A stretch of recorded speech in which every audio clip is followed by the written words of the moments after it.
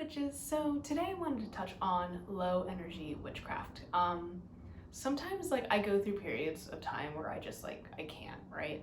My anxiety could be really high. I could just be overworked, just exhausted. I could be depressed, whatever it is. And that happens to everybody. And it's nothing to be ashamed of. But my problem is that witchcraft brings me so much joy and so much healing that I want to practice all the time.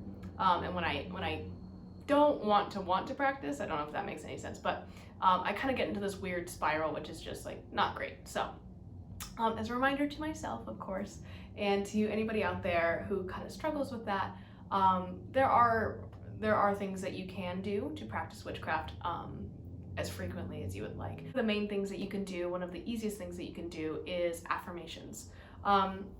Affirming yourself when you're maybe feeling really low is definitely hard. I know, trust me.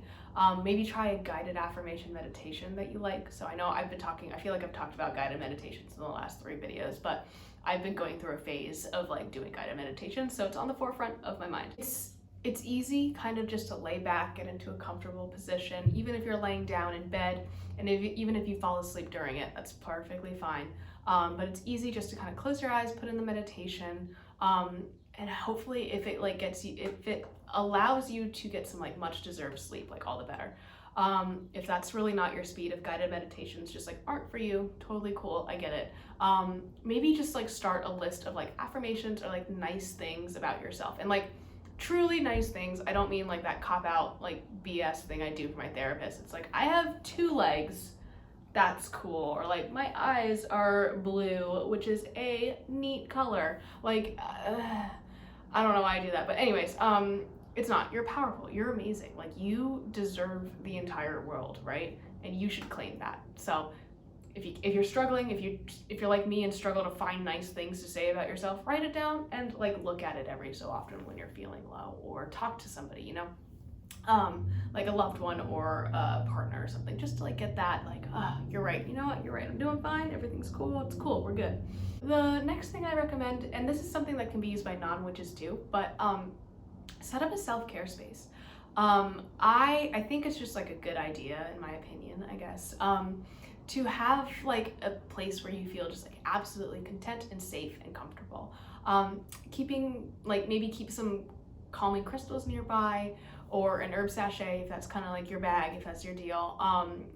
In my decorating my coffin bookshelf and creating my sacred space video, I talked about the importance of that, but I want to reiterate that you can really create a sacred space by casting circles. So if you're unable to get out of bed but want to maybe do a healing meditation, or you want to cast circle for whatever reason, you can do that laying down, and the sacred circle can be your the sacred space can be your bed that is contained within the circle, right?